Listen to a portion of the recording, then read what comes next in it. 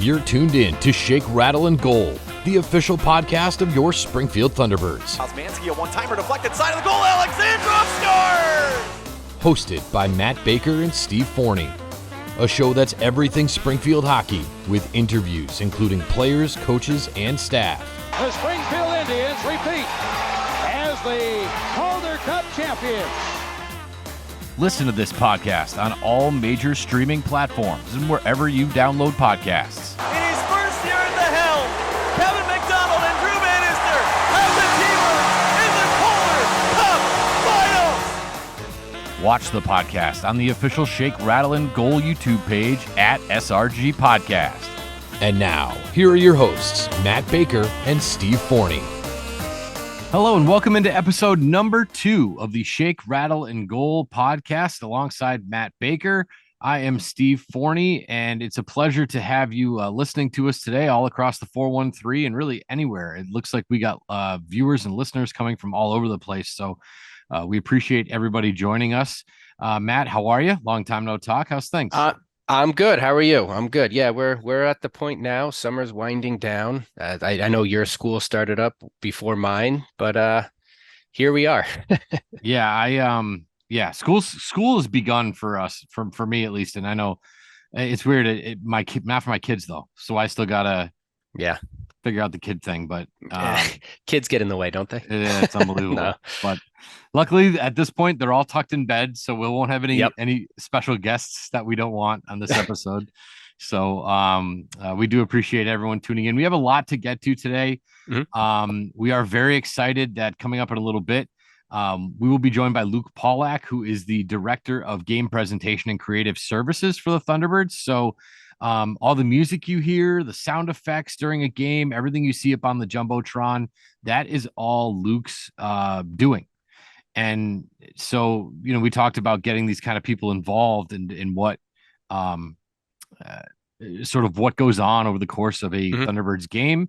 Luke is in charge of a lot of that stuff. So we're really excited that we're going to have a chance to talk with him. And it looks like, Matt, we are wearing matching shirts, which is not planned. Oh, no way. It's Look at not that. planned. Yes, there you go. But we do have the Shake, Rattle, and Goal merch that we are rocking as well. So it's nice to have that going on. One of the things we're going to look at today is some of the young prospects that are within the Blues/Thunderbirds organization.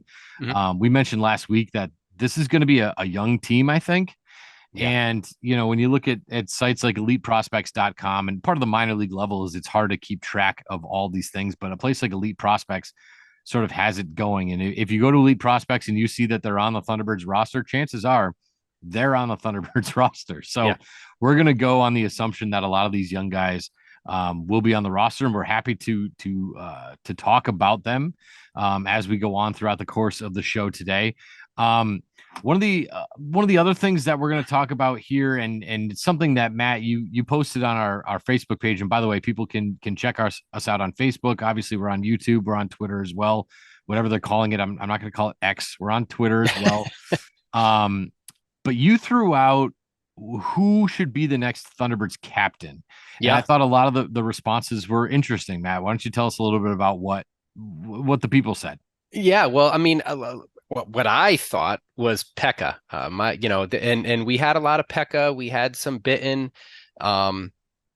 It's interesting. I mean, I don't know. I think, and we alluded to this last week, our last episode, with the retirement of Tommy Cross, right? We need some leadership to step up. So, I don't know. I like the idea of another local talent who's dabbled in the NHL, who has experience to share, who has had success on as many different levels as possible. And for me, the guy that checks those boxes off is Pekka. He's not natively local here to Western Mass, but he went to school just down 91 at Quinnipiac, which actually was where I am from. Steve, that's your alma mater. That's right. Go Bobcats. So, Pekka, he's had success at the college level, reaching it to a national championship. He's been in the NHL. he's at this point in his career pretty much an AHLer, but he's also had success with the T-Birds in their championship run a few years ago. So for me, he kind of checks those boxes off. I've seen him visit schools before. He's also a musician, and he's brought his guitar to jam out with my old school that I actually used to work in. The music teacher, him and they did a little concert with Pekka. So for me, he kind of checks those boxes off. I don't know if you have different thoughts, if you have another person that you'd like to see wearing the C. Well, I do think, and the people sort of agreed with you for the most part on social media, was that they wanted to see Pekka as the captain. I agree with all that you've said there. The only other name that I would throw out would be a guy like Will Bitton. And I guess my thing, a lot of what you said was sort of off the ice. When I look at things up close on the ice, Bitton is a guy who likes to get his nose dirty a little bit. It wouldn't be a Thunderbirds game if Will Bitton didn't crash the goalie. He seems to do that a lot. And so sometimes it's the guys who play a little bit I don't even want to say on the edge, but the guys who like to get into it. They like to get grimy, right? They like to and there's a thin line with the referees where if you're playing that style of hockey, they're happy to call a penalty on you because you do it every game. But if you're nice, if you're, if you're respectful to the refs, they're sometimes they'll give you the benefit of the doubt. And Pekka's he's always smiling, he's outgoing, he's very, he's not, swearing at the refs a lot. So like the on ice thing, I think to myself, well, maybe that's a little bit of an advantage if the guy who's always crashing into the goalie and getting face washed by defensemen, maybe if he's your captain, that might actually benefit you a little bit. But outside of that, I tend to agree with you. I think that Matt Pekka would be a great option. I think that Matt Pekka is a guy who could very easily leave Springfield as well. When his contract is up, he could go anywhere he wants, right? Yeah. If you give him that C, maybe he sticks around. Sure. And I think we were all upset to see Sam Anis go. And I don't, he's up to his own devices on that, but maybe you give the C to Pekka, maybe he sticks around. Sure. And so I tend to agree with you. I think that Pekka is a good option to wear that C, and hopefully he can do it so for a long time. And I kind of just think it's those two options. I mean, I thought maybe Samorukov, who's obviously now in Philly. Steven Santini would have been a great option for that. He's gone as well. So I think that it comes down to those two players. And, I don't think you can go wrong either way, but I think that Pekka would be my choice on that one. Yeah. And another thing too, another point to bring out is all the A's too. All your the alternate, you had Tucker, you had Santini. So there is a big leadership void. I'm not to say that there aren't leaders on the team, but those public leaders, the leaders with the lights shining brightest on them, there is a void for that. So I'm excited to see who kind of steps up in that role. And then, we talked about who's going to add the A to their name. And I would like to see some of that leadership come from the back line. I think that's important, so I'm not exactly sure where Perunovic is going to end up. But he's a name I'm thinking of. Skinner's a name I'm thinking of. And McGing too. Yeah. Do you get a sense that he's kind of like that, that just, I'm not going to quit attitude on the ice. He really does skate blue line to blue line. And you could just tell he's always out there hustling. Yeah, he reminds me a lot of a guy like Anthony Greco, who's a former Springfield Thunderbird, and it wasn't even so much. I mean, the style, sure, but when Hugh McGinn got here, he had little expectations, and now it's like what is this team without Hugh McGinn? Do you know what I mean? And I think that end of it has value, and it's almost like he's earned that as a guy who's been here for a while. Like I think of a guy like Adam Gaudette, who would be a great captain because of his experience, his time in the league, and you mentioned a couple other guys too, but like do you want to give the A? So this is where you have the discussion of, do you give the A's or even the C to guys that are constantly going to be up and down? And so, like, Tyler Tucker's a guy who I think is going to be up and down. Perunovich is a guy who I think will be up and down Sure. all season.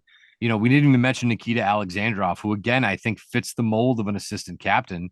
But if he's going to play 45 games up in St. Louis, Sure. Yeah. like, you got to refill that anyway. So, even Adam Gaudette, I think will play some time up in St. Louis this year, at least if they're smart, because the guy can do it. I think Hugh McGing is a great option there.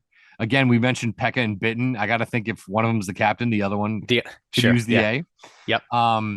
And you mentioned a great name there too, Hunter Skinner. Here's a 22-year-old kid who I think the Rangers, when he was in Hartford, had a lot of excitement and confidence in. They thought he was really going to be something. And I mean, I think that if you give this 22-year-old an A and you give him some leadership responsibilities and you tell him, look, we're going to need more and more and more out of you, I think that could really go a long way for that player's development. Yeah. So, I mean, the nice thing here is, we're going to talk about how young this team is going to be.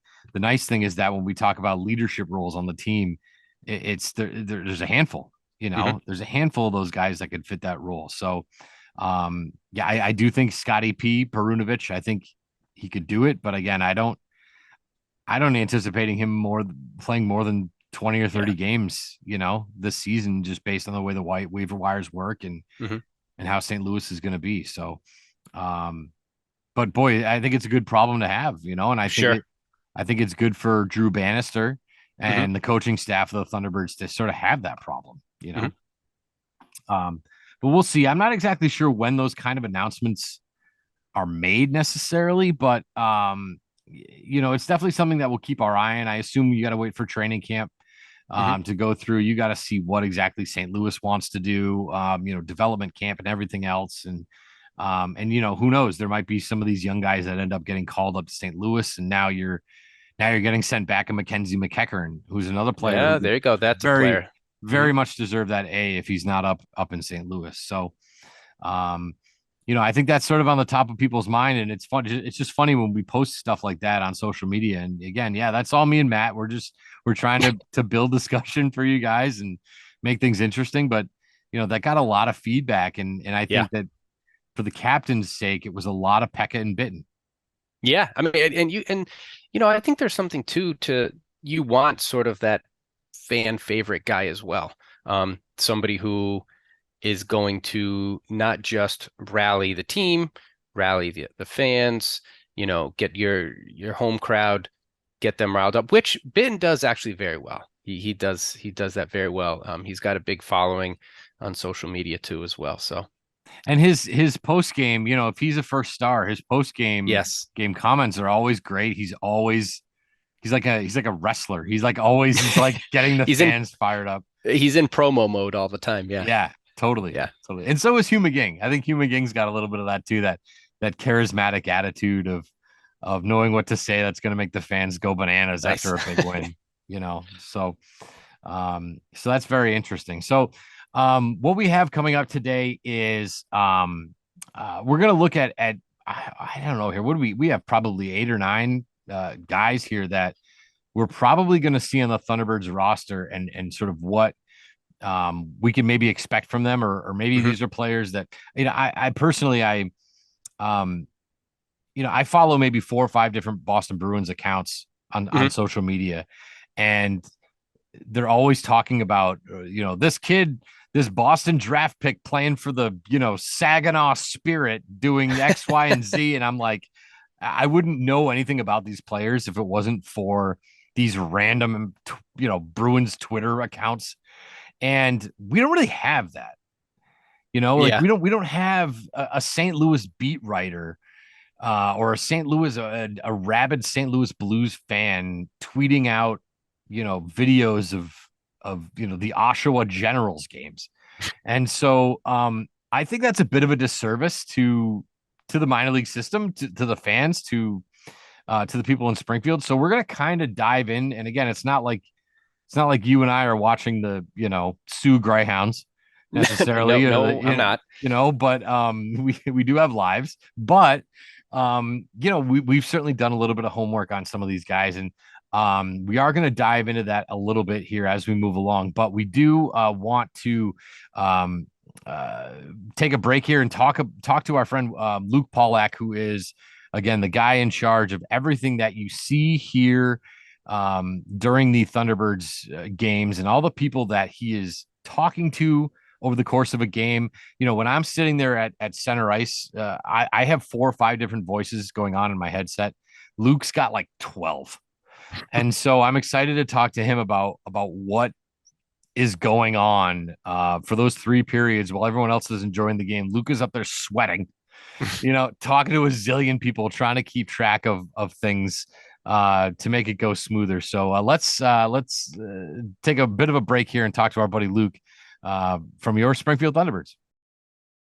All right, it's a pleasure to have our first guest on the SRG podcast. Somebody that has worked for the Springfield Hockey Organization for a long time is Luke Pawlak. Did I get that right? I think I did. You did, yeah. Luke is in charge of all of your game day operations, everything that you see and hear over the course of a Thunderbirds game. It pretty much all goes through him, and it's a pleasure to have you on board, Luke. So thanks for taking the time today. Hey, thank you for having me, for thinking of having me. Of course. Well, that's what we're trying to do. We're trying to shine a light on the people behind the scenes, people that Thunderbirds fans might not actually know. And maybe you can just give us a quick rundown of, your game day responsibilities. What is Luke in charge of over the course of regular season Thunderbirds game? Yeah, so my title, I'm the director of game presentation and creative services. So I'm overseeing our creative team, all the cool stuff, that gets created, brainstorming that. And then for the games, really just overseeing from the doors open to the doors close, everything that happens in between, making sure that people that come and everything goes as smoothly and as memorable as it can at the Thunderdome. So yeah, I mean, for game days, I'm producing the scripts for Kevin Johnson, the production scripts for our production team, and the lighting cues for our spots. And I'm also doing the audio. I'm also getting to blow the goal horn, and nice. Everything kind of in between. So leading up to the game, running around the Mass Mutual Center, making sure that everything's in place, ready to go, that we've been plotting for whatever game we're doing that week. And then during the actual game, I'm kind of tethered upstairs in the production booth upstairs next to Ryan Smith, our radio guy, and just overseeing the game, making sure things flow and the game goes off smoothly. Let's real quick. Let's just get this out there, because people come to me with this all the time. I do not do the woo. The woo is you, Luke. People don't realize that you are the woo guy, not me. I'm not the woo guy. You're the woo guy. I am the woo guy, and it is it's something that you notice when you forget it, or if you're preoccupied, or you're doing something else, or something takes away your attention after that goal, and you forget to hit it. The audience knows the woo, and they ask for it. So I'm the woo guy. And when during the pandemic season, the post-pandemic season, we had Frank Berrien in arena helping out with KJ. He became the woo guy. So I think everybody that comes through there ends up being a woo guy or a woo person. Yeah, right. So game time now, Luke, how many people are you communicating with? I'm imagining you have your headset on.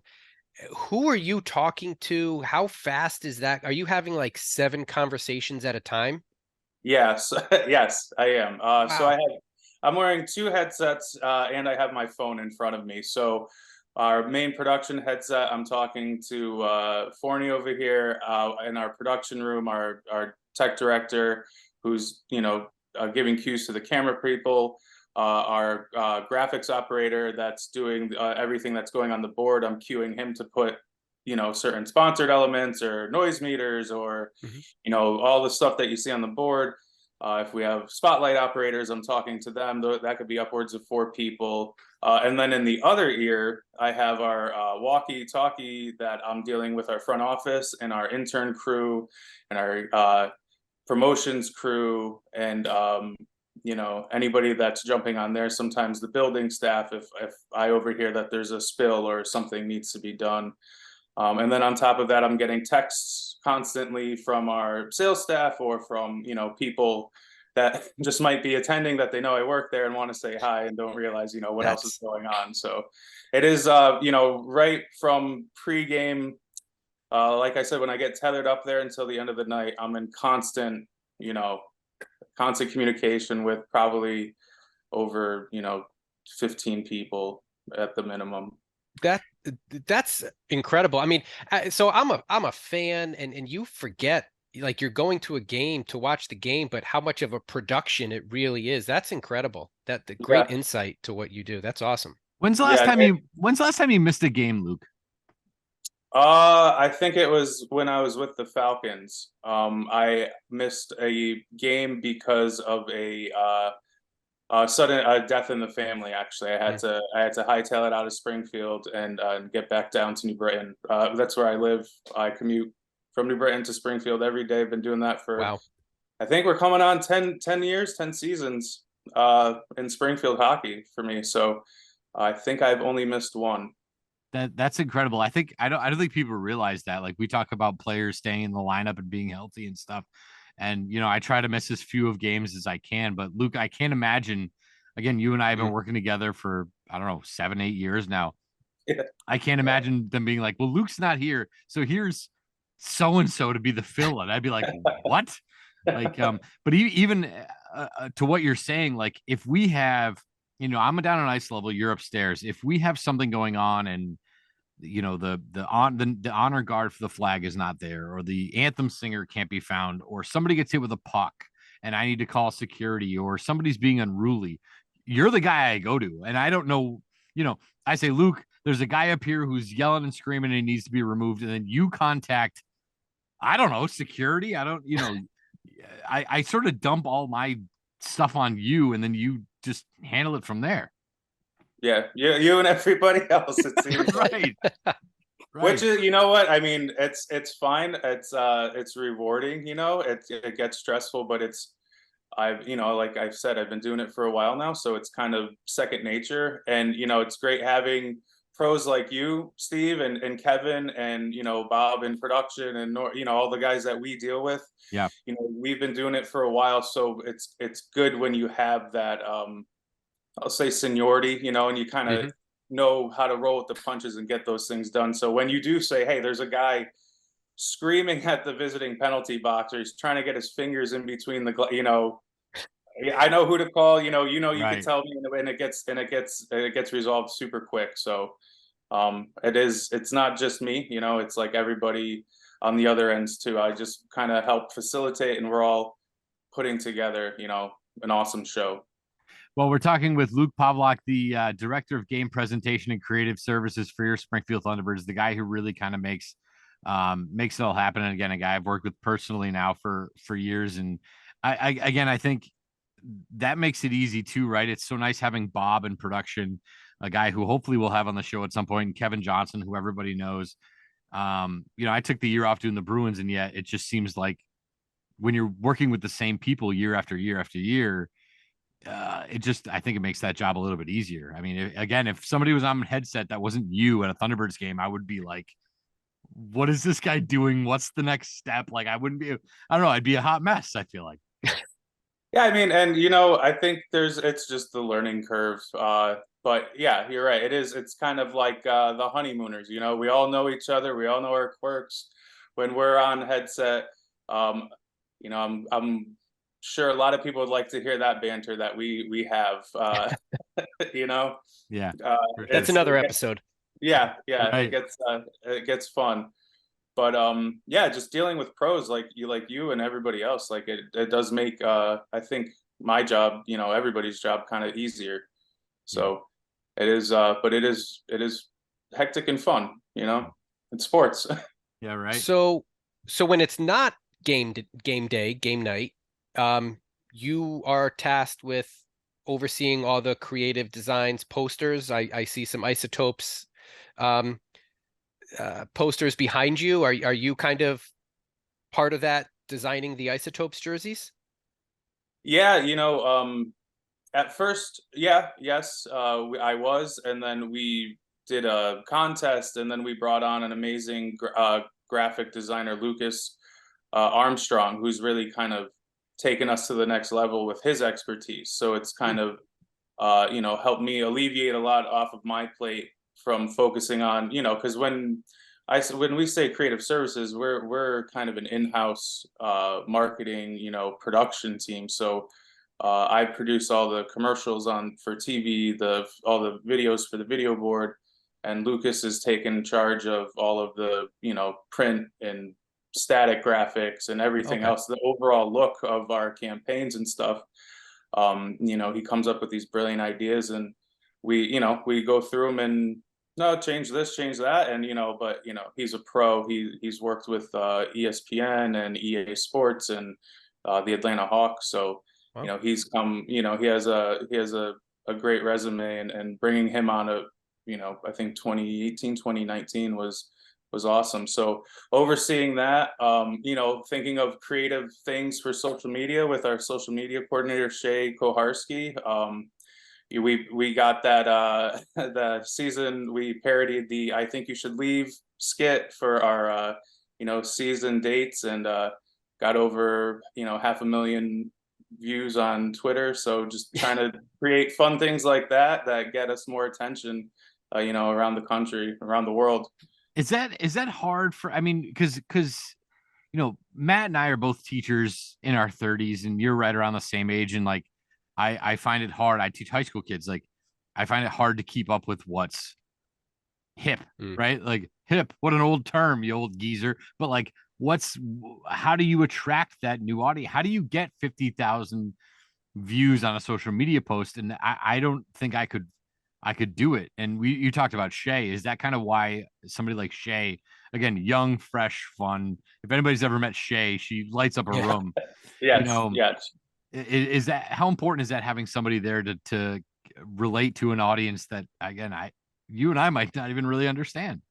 No, yeah, I mean exactly that. You want to bring in fresh young professionals. Our sales team is made up of a lot of our old interns. We hire through. So a lot of these our sales staff that your audience might know, they're all early mid to late 20s. So they kind of give us the pulse on what's going on, and clearly we you and me probably try to stay hip, to hip to what's Try. going on. And there are times where I feel like Grandpa Simpson, where what was cool and with it, is now not, and it'll happen to you. And I think it's might be happening to me, but like you said, Shay kind of gives us the in and the no, and this is what's going on, and you look at it and you say, okay, well, how can we kind of mold this and create this into something that benefits the brand, and makes a fun, something fun for social or for on the board or whatever. So yeah, definitely definitely leaning on the help from our younger sales staff. Yeah, the only help I can give is when you have elementary school games, because I know what the elementary school kids listen to, because I have a 6-year-old. So it's like, Yeah. outside of that, that's why we lean on again, people like Shay and Lucas, who does such a great job. We're talking with Luke Pawlak, the director of game presentation and creative services. Matt, Do you have, Luke, it doesn't have to be about Steve, but any just behind the scenes funny memory or story that you can share? Is there anything that just sticks out as or team wise, or something that you produce that just like this is a fond memory that you have, for better or worse? I mean, well, the worst ones are, and Steve knows, and I think anybody on headset knows, when we have multiple versed anthems or anything like that, where they go over, and it's just kind of, well, what are you gonna do? Hmm. You're not gonna yell at the second graders doing the anthem. The play, everybody on the ice knows it is what it is. So okay, we go over a couple minutes, and the better ones, I guess, are getting the players in front of the green screen for Oh, the isotope stuff. I love, that's like my baby, creating the Topes night, the What If night initially, and then getting them and superimposing them into Simpsons skits, dealing with them, any kind of interaction there, and getting them loose and realizing like, yeah, it's, you guys are entertaining on the ice, and I'm trying to entertain on the board, and kind of meld the two. So things like that are always fun. When we had Kyle Walker do the Aussie skit, and our old Captain Thompson do the instead of the Simpsons, when they went into witness protection, they were called the Thompsons. So that was one of my fond memories, I guess. Now sorry, go ahead. Oh, Matt. sorry, Steve. You are absolutely entertaining on the screen. I have to say, it's awesome to meet you, and I have to say, the Isotopes last season, the nuclear reaction Isotopes jerseys, such a hit. My kids loved it. That's the one poster that we got last year that I have 2 young kids, and they were like, we have to keep this one safe, is the Isotopes poster with, you got Marty Firk there, and all the other players in their Simpsons design. Awesome job. Awesome. Well, thank you. And I can't take total credit. Our president, Nate Costa, he's got his hands in every department, and he really loves the creative services. So he's kind of helping think of these ideas as well, like with the meltdown and the the kind of sort of glow in the dark feel for it. So it is all collaboration in our in our organization. We're not that I think we're 20 employees, so we love it when everyone could kind of pitch ideas and stuff to us. And what we were talking about before with Shay, it's just like, oh, have you thought about this, or have you seen this, or X or Y or Z? And it's just like, oh, cool, like, yeah, let's run with that, let's go with that. So it's not it's not just us, it's everyone. So but thank you for and that's awesome that your kids love it that much. That's what we try to strive to do. Yeah, we're talking with Luke Pawlak, the director of game presentation and creative services, and we've enjoyed talking about all the good and the positive. But holy smokes, every complaint Thunderbirds fans that you guys have goes to Luke. I just hope you all know that the music's too loud, the PA announcer's too loud, there's too many bright lights, how many like on the course of a season, or maybe like a 3-game stretch over a weekend, people don't realize that you are also sort of the public relations human resource department for all of the complaints that people have as well. Yeah, that gets, we were talking about, I have 2 headsets in and my cell phone, and that cell phone goes off with, Nate or a sales rep or somebody saying, hey, we're getting complaints of this, this, and this. And if it gets too loud in a certain section, I got our audio engineer next to me, and he'll go and tweak it. Or they're saying people watching at home, AHL TV might be too low or might be too loud, so I gotta go and knock on the window while Ryan's on air and tell him, you gotta go up, down, you're hot. So yeah, there at least through a 3-game home stretch, I'm getting, I guess it's all variable, but it's nothing too crazy. I feel like our front office kind of shields me from the mundane complaints, I guess we'll say, unless it's after the fact. They know that I'm kind of busy, but if it is something urgent, or if there is just hey, it's a little too loud, it's a little, the brightness, hey, I can't really control that. We have it set for hockey. I'm sorry that might be the issue. But yeah, it's not as bad as you would think. Or I'm just forgetting, and I'll remember in a month when the season kicks off, and I'll be like, oh, let's have a round 2 of this podcast, and I'll have a nice laundry list of the complaints that I've got. Right. But it's funny that AHL TV one, it happens more regularly than probably we care to admit. And I'll notice because I'll hear you on headset. Okay, well, I have to, AHL TV's down, or AHL TV's not working. And then the whistle blows, because all this happens mid-game. And as somebody who's in charge of the music, the last thing you want is silence. So I'll just go ahead and start reading something. Yeah. Because I know that you're busy. You're like talking to a zillion people. So I'll just start reading, because. And I mean, that's the great thing about having pros that have been doing it for so long with the same people, is, my flow. I don't want dead time. I don't want not nonstop action and fun. And so if you know that there's a sponsored element that you can read that was going to come next, or maybe in a few, and you don't have to ask me, you just go with it because you hear me probably on the phone with a tech support person Right. because my Yeah. mic is open and I'm trying to, figure out who can hold this while I try to go to music, and you guys kind of just take over for me. So thank you. Well, no, that's no problem, man. No Yeah, problem at all. the show must go on, right? That's it. That's it. Luke, I have one more question for you. You've got a commute, Yeah. and you've been with the team now roughly 10 years or so. What is it about Springfield that keeps you coming back? Yeah, I don't know. I mean, it's just it's like it's got its vibe. It's cool. It's like I loved when I got there, like I said, I got in with the Falcons. I was with the New Britain Rockets Oh, in yeah, New yeah. Britain before, Mhm. and Kevin Johnson actually knew my tech director via CSB. So he said when I left Rockets, he got me into Springfield, and the commute wasn't too bad.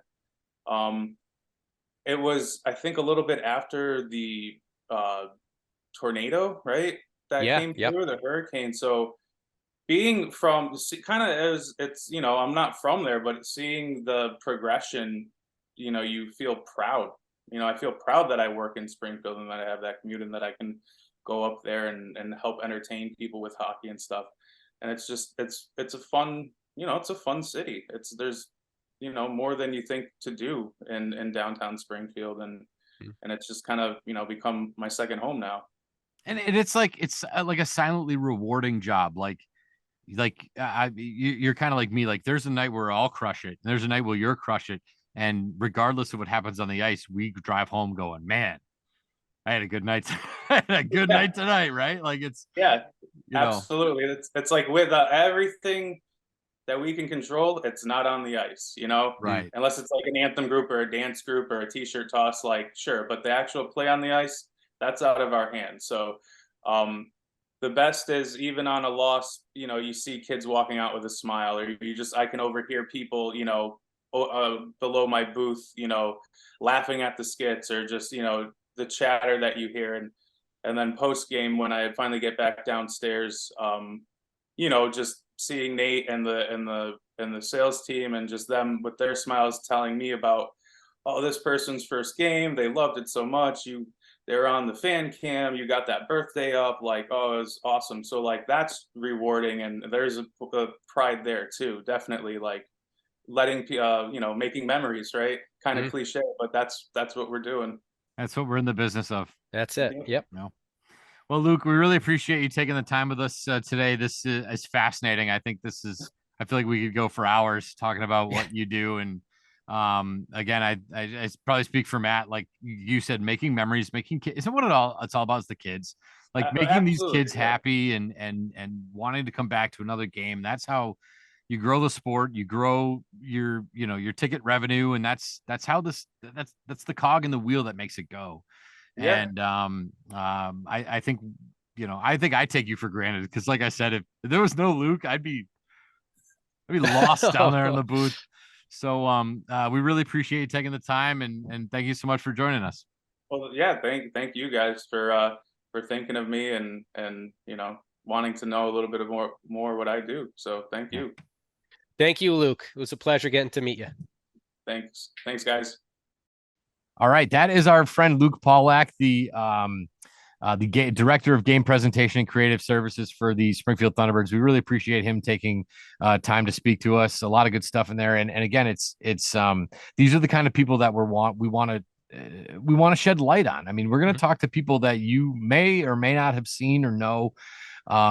They pop their faces up here on our YouTube feed, and you're gonna go, hey, I know that guy. I've seen him around. Don't know his name, don't know what he does, but you've seen him in the arena, or him or her. These are the people that make it go. These are the people that are shoveling the coal into the engine to make it go on a nightly basis. So we really appreciate Luke taking the time, and we do have another great guest lined up for next episode. Somebody whose face and voice I'm sure you've heard a bunch if you go to those games, but we'll cross that bridge when we get there. So a big thank you to Luke. All right, so let's take a look at some of these prospects that we have here coming up to the system. And Matt, I'll let you kind of take a little bit of a lead on some of these too. I think the big one that everyone's really excited about is Zach Bolduc. Number 17 overall pick in 2021. I think he'll be finally getting his shot here with the Thunderbirds. So tell us a little bit about what we can expect from this player. Well, look, I'm going to read it straight from Elite Prospects. His tools give him the upper hand in the downhill battles. Defenders stand flat-footed. When they're rushing him, he dangles through them with rapid stick handling motions. And given an open shooting lane, take a couple steps, kick back, slings the puck, goal. When do you start practicing your T-Birds goal call in these last names? Preseason. Now, yeah, like, there's some of these names that we're going to talk about today that I'm like, I don't know how to say that. Even Wyatt Kalynuk. Yeah, I definitely had to say that last year for Hartford, and I definitely wrote it down. I don't remember. I'm gonna have to look that back up. But so look, he can score. He can move the puck. He plenty at last year. 110 points. Well, what sticks out to me, and when we go through all these prospects, one thing that I noticed, there is a lot of playoff experience. And for me, like taking a page out of Bill Belichick, when he drafts players, he likes captains. If you're a captain, you're going to join the Patriots, you're going to be a leader. I kind of like the idea that these young guys, yes, they're young, but they're equipped with playing high pressure hockey. And I'm not going to sit here and say that, when you're 18, 19 playing in other developmental leagues, it's the same pressure that you're going to face in the AHL or the NHL, but it's still at your level, you're playing at the highest level, that highest level of competition. And for Zach Bolduc, he had 18 playoff games last year. The year before, he had 12, and he's still productive, scoring points in both playoff runs. So, I think with Zach Bolduc, you're going to see a player who likes the controlling the puck, knows how to move the puck, not afraid to shoot, not afraid to score, and can also dish it off. So that's sort of my reading up on Zach Bolduc. Yeah, and I hate math, but 31 points in 30 playoff games. Yeah. So he's not afraid of that moment. And you could say, and like you said, we could say, well, it's the QMJHL. Well, if you're the captain of a massive high school football team in Texas, those games mean something to those people. You're playing in front of 15,000 people at a stadium in Texas. Same applies in places like Canada and the Q. Yeah, that's sort of how my perspective on it is. You can say what you want for the level of competition that some of these kids are facing. Not all of these prospects pan out to be NHL All-Stars, but when you're playing, wherever you're playing, when you're playing a playoff game, when you're playing the highest competition, everyone there is playing to their utmost drive, right? They want to win that game. And so if you are still just as successful in the playoffs, to me, that's sort of just like an indicator of like, yeah, check that box off. This kid might have it, sort of thing. Right. There's no guarantee. It's all roll of the dice sometimes, but. And I also just real quick on his size. 6'1", 176 pounds. Like 176 pounds is not a lot, but you got time to grow into that 6'1" frame. A lot of these young guys, this was especially this draft. I paid attention to this in the most recent draft. It seems like everybody's 5'9" and smaller. And I know the game's getting faster, but if you can be big and fast, I think that's important. But I look at a former Thunderbird like Alexi Heponiemi. That guy was listed at 155 pounds. He was not more than 140. A strong breeze through the Mass Mutual Center could have knocked him right over. This is the kind of guy that I think will, again, he's listed up at $176. He could easily be a $182 by the time the season starts, and it could be a $190 by the time next year rolls around. So, the body type, A lot of these guys have to kind of grow into their body as they go. Again, he's 20, so Mhm. I grew into my body at that young age too, but it was more about the waistline Mhm. going into college than it was at the hockey body.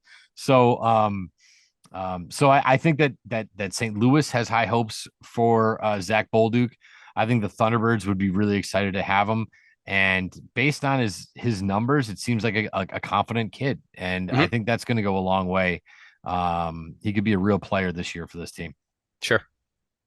Um, Next up, we have a defenseman, and again, I'll have all new pronunciations for these guys, I'm sure, because I don't know how to say any of them. This is Leo Loof. I'm going with Loof, Loof. He's got in Spanish they're tildes. I don't know what's over the O, but there's little accent Little marks. dots. Yeah. Yeah, over the O. So it's probably saying it wrong. So Probably sorry, Lauf. Lauf. Yeah, but apologize to the player. But again, a 6'1" defenseman. Mhm.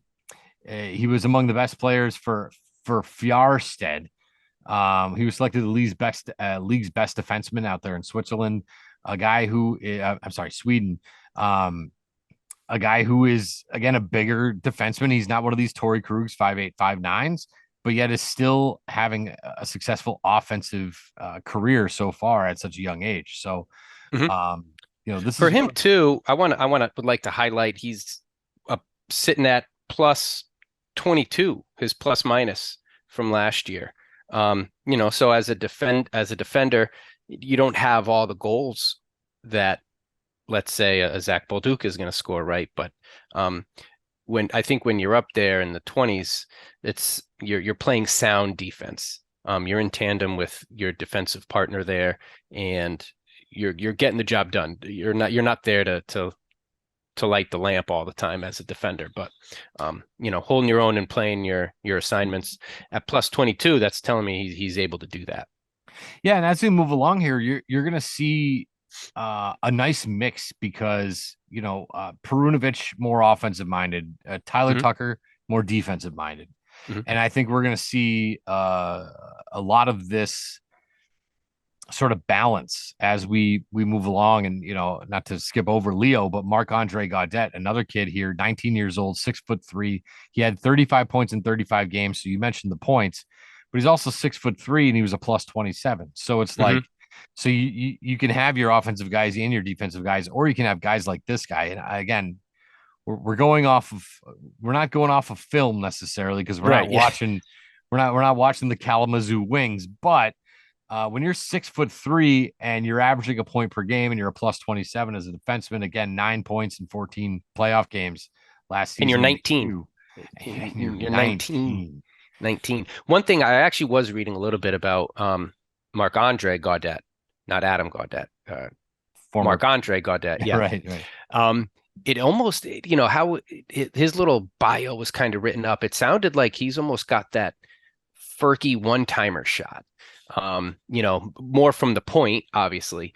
Ferk made his living down there in the circle with those one-timers. But, if you now can expand your offensive zone a little bit right to that blue line and have Marc-Andre Gaudet with those one-timers slinging him in, and he's had success, I guess, in that role. That's exciting to think about. That could be a fun, I'm thinking power plays, that might be a whole episode in and of itself, the Springfield Thunderbird power play. But he might add a little juice to that. I'm excited to see him and what he can do.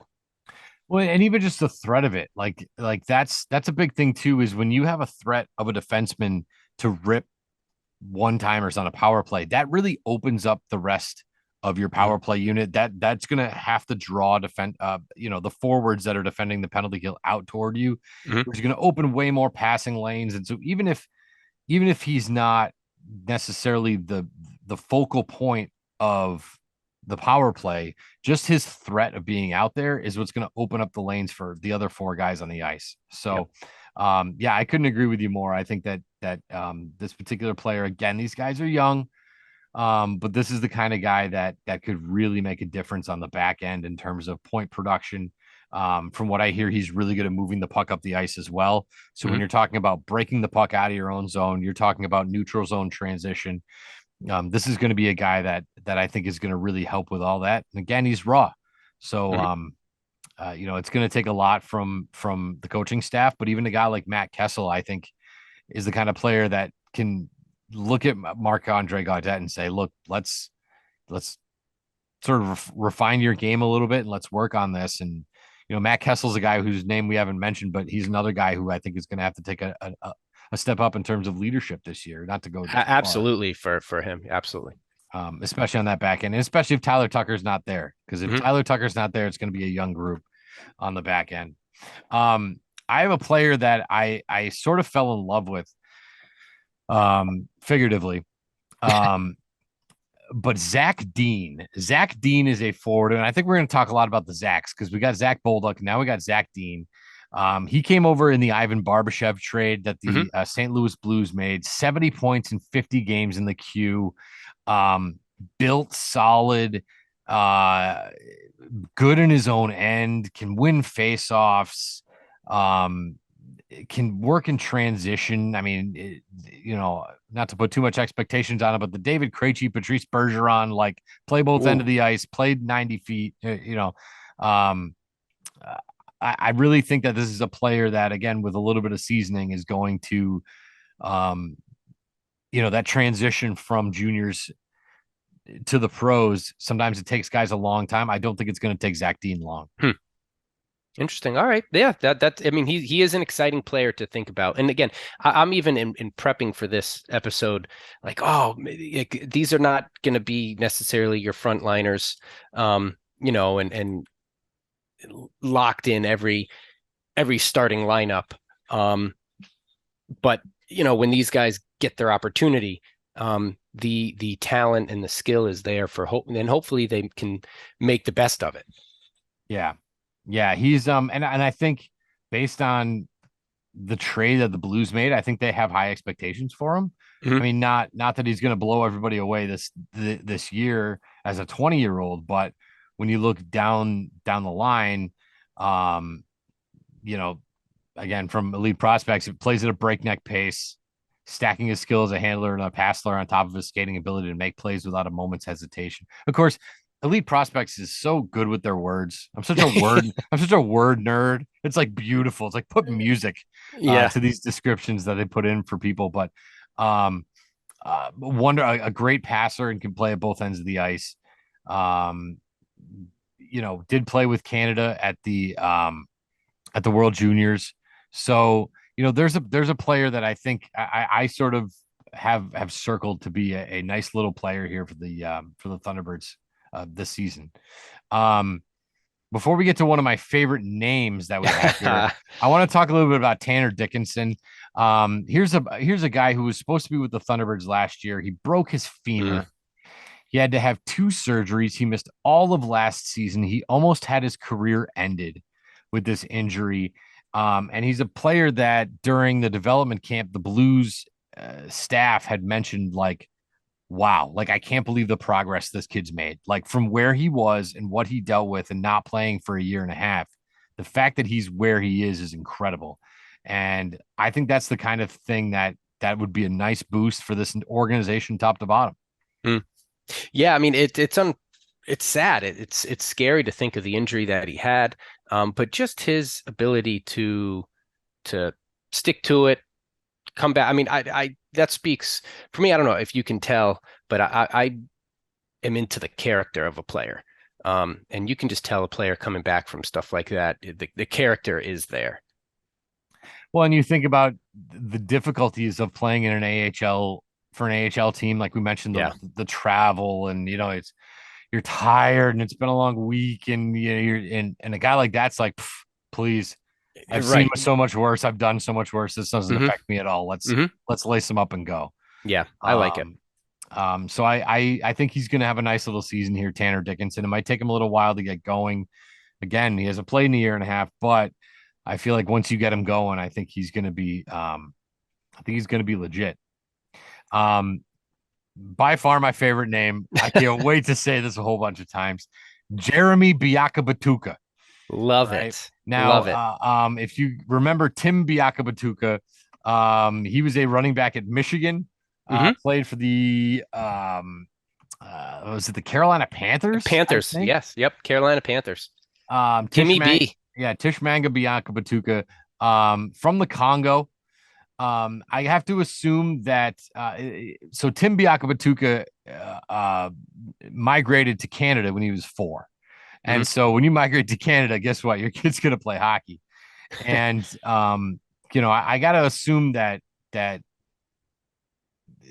Jeremy Biakabatuka is going to be the first player from the Republic of Congo to play professional hockey, right? Like that's got to be. I haven't found any others. But listen, like, so you have the athletic pedigree um in your family, and you're 6'4", 203, 21, just young, raw, speed, loves to get after it.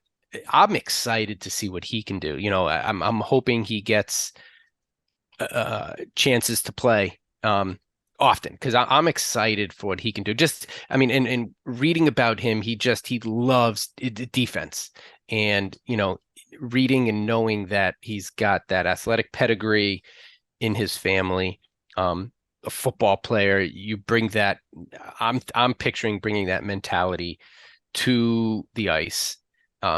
You're a defensive scrapper, plays with pride. I'm just super excited to watch this kid play. And if you're on the other team, you want to fight this guy? I mean, I don't. I don't. I have no interest. I don't. 6'4", 2. What was it? 203. 203. Holy smokes! But yeah. No, like you said, when these athletes, man, it runs in their family. You look at some of these players, Seth Jones, whose father played in the NBA. You look at the Tkachuk brothers, Mhm. whose father was Keith Tkachuk. I mean, if you got that pedigree, Jake DeBrusk, Stad Louis played in the league. Like Mhm. when you can make that connection as a family and you grow up around sports, I just think that's such a difference maker. And I think this is a guy that could be a real gem for the St. Louis Blues organization. I think they could be looking 2 or 3 years down the road and going, holy smokes, like we got a legitimate top 4 or top 6 defenseman here for the St. Louis Blues, never mind the Thunderbirds. So Yeah. a little raw, still got some things to learn, obviously, but growing up in Canada and then also having this athletic background could be massive. So Jeremy Biakabatuka. Oh Love it. I can't wait to say this guy's name super loud in the Mass Mutual Center. So, and yeah, like you mentioned real quick, only 14 points. He was a 29 plus minus last year for the Charlotte Islanders in the Q, but he only had 16 penalty minutes. So when you think of a guy who's that big and plays that physical, and he's bigger than clean. and he's bigger than everybody else, he's not spending his whole time in the box. So if that penalty minutes number was 78 minutes, we'd be like, oh boy, got some learning to do. But 16 penalty minutes is a really nice show for him. So I think we'll see what it entails, but really excited to say that guy's name a whole bunch of times. So we only have a couple minutes left. I wanted to mention real quick, we were talking about players. Well, first of all, before I do that, I want to give some honorable mentions. There might be some names of people that you're like, well, what about this guy and that guy? As far as we can tell, right? And just a couple of dudes sitting on the couch. Michael Buchinger. It looks like he's going to be staying with the Guelph Storm. Jimmy Snuggerud looks like he'll be staying at the University of Minnesota, and Dalibor Dvorsky, the 10th overall pick in this last year's draft, he is on loan in the Swedish league. So it doesn't look like those 3 players will be with the organization, but we'll have this exact same conversation about those guys 365 days from now. So they're in the pipeline. They'll be here eventually. And stay where they are and get their development there for the time being. Yep. Players we expect big years from, and outside of these young kids, and some of these names that we've heard. I mean, for me, we brought this up in our sort of off-air notes. Sure. Guys we expect big years from. For me, there are 2 names that stick out. Well, 3. I'll give you 3. Hunter Skinner, who we mentioned, Adam Gaudette, who I think needs to take this big leadership role with this new team that he's on. He's been on way too many teams, and now this is your time to buckle down. And Vadim Zarenko. And I think that Malcolm Subban's going to push Zarenko hard. I think this is a great opportunity for him. How about you? Yeah, I mean, I'd like to just add McGing to that list. I think is he ready to kind of step up as, a guy who has been in Springfield and now he's a Springfield vet, as we mentioned, with so much young talent coming up, new guys to the team. You're going to lean on the guys who have been there before, played at the Mass Mutual Center before, and is he ready to take that next step on ice and as a leader? Yeah, and killing penalties and power play. I think the kid can do both. So, so our off season is full, guys. I know it's the off season and we're all getting ready, but here at the SRG podcast, we are full of stuff to talk about. So, we appreciate to everybody that tuned into the first episode, everybody that's tuning in now. Tell your friends. We're happy to have you. Again, if you want to sponsor the show, we're happy to have you. Reach out to myself, reach out to Matt. Big thank you to Luke for joining us today.